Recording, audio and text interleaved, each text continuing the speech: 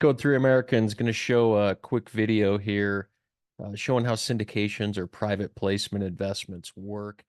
Okay, so let's just say for an example, we have ABC LLC. Okay, that's the example we use here. Yes. Code 3 Assets goes out and finds opportunities and kind of combs through the world looking for an asset. That asset could be a number of things, could be, real estate, development opportunities, energy, oil, gas, whatever. So it goes out and it finds an asset. Now, maybe that asset is beyond the reach of us or any investors. The investors may not have the time talent relationships to deal with it, but may want access to the benefits of the investment.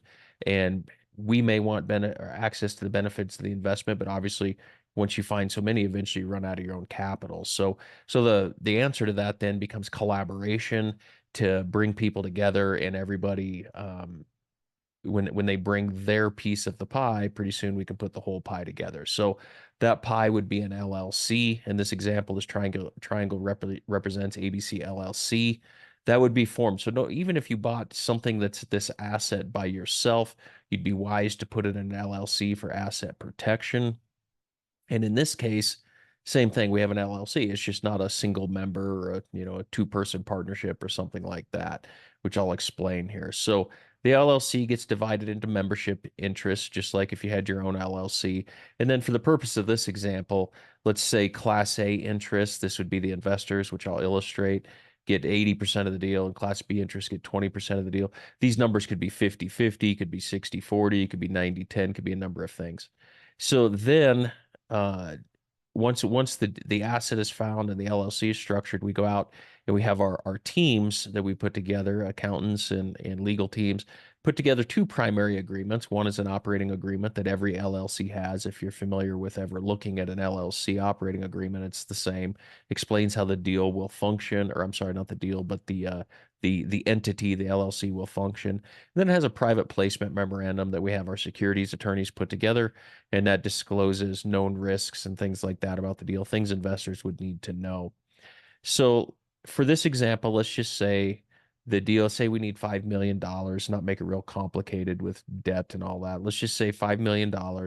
It gets divided. So we take the LLC, we divide it into 5 million membership units or Class A units, I should say, and each one costs $1,000. So when an investor purchases the investment opportunity, they're buying membership units of the LLC. So this represents Class A investors. So this group brings the capital, and in this example, they would get 80% of the results of the deal by bringing the capital. Then you're going to have Class E or Class B, excuse me, members. These folks, they're bringing the time, talent, and relationship because somebody has to do the work. Even if you have your own LLC, somebody actually has to do the work inside of there to make things happen. So these folks could be a person or a group of people. They're bringing the time, talent, relationships. They're doing the work in exchange for an agreed upon percentage of the deal. These folks are bringing the capital in exchange for an agreed upon percentage of the deal. Very often, these folks will also be participating on this side by bringing capital as well. So then once the LLC is structured, this looks like a lot of text, but it's really simple. It's just a single LLC that gets divided between these two classes of membership units. And then this LLC buys the asset.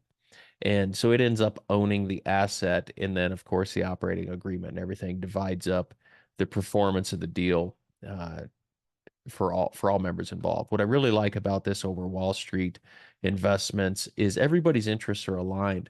These folks are getting paid based on the performance of the deal because they get a percentage share of how the deal performs. So they're incentivized to get up every day and go slug it out and do good work.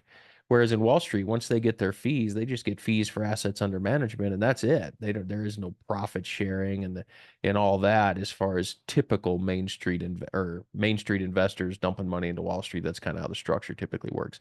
So aligned interests. Then you got to wonder what's Code 3 Assets do after that. Somebody has to manage this. No different if you had a single or two-person LLC. Somebody would have to be elected as the manager. Code 3 Assets comes in and they manage this LLC. So they become the elected manager, kind of taking care of day-to-day things. So some rules on, I talked about these investors couple things, when you're dealing with publicly traded stocks, those investment opportunities are registered securities. So that's a really expensive and timely process. Our securities attorney tells us, better part of a year and seven figures to do it. So if you're going to go buy an apartment building or a piece of land to develop, that doesn't make any sense. Can't have $1 million just registering a security. So there's some rules that allow us to get exemptions under the registration requirement. They've been around a long time. So it's under Regulation D. And then there's two rules, 506B and 506C, and that's really what investors need to know. So under B, just remember B for buddy.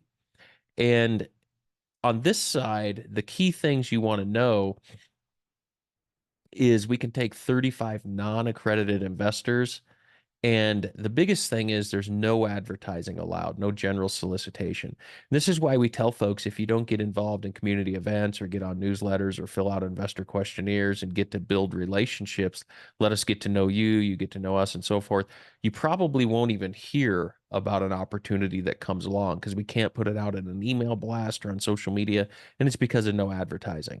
Now, when we get to this side, the benefit is you're not limited to the 35 people and you're allowed to advertise. This is what you're seeing online with social media and email blasts.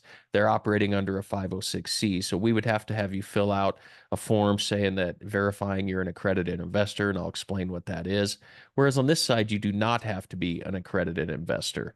So this can be folks that understand the deal and want options outside of Wall Street, but maybe that haven't met the definition of being accredited, which currently, as of this recording, means you have to have $1 million in net worth, excluding the value of your primary residence. And your income, you can also do it on an income test. $200,000 in earnings the last 2 years, reasonable expectation to do so again. That's if you're single, and that number's 300,000 if you're married, reasonable expectation to do it again. So again, 506B is for folks that want opportunities that don't meet these thresholds and want to hear about opportunities. They gotta take some action to develop those relationships, so you just never hear about them because of the way the law is structured. And that's what I'm illustrating Our here. That's securities attorneys telling us that it's not if, it's when these numbers are going to go up because these laws were passed in the 80s. And with inflation and so forth, they expect these numbers to go up. Potentially, this number could turn into 3 million, is what he's kind of anticipating. So, how do you get on the newsletter lists? And we don't really call them newsletters, we call them mission briefs. And they're not to advertise deals, they're to share information so that you can go out and do things in your own account, do it with your own network, or you can do it with us. It doesn't matter. Just as long as you're armed with information, you get a lot of economic information and so forth. Talk about different deal structures, taxes, what's going on in the economy and things. You'll end up on the mission brief newsletter, and you'll also get a free copy of this international bestseller that I was privileged to come in and write a chapter for. All you got to do is send an email to next level at code3assets.com. You get a free digital copy of the best-selling book, and then ultimately you'll end up on the Mission Brief newsletter. And that's the start of getting to know us getting to know you. You can fill out investor questionnaires that results in a phone call. And then over time, we just cultivate relationships until everybody's comfortable doing something down the road or not. So that's kind of the way it works. Hopefully that helps. See you next time.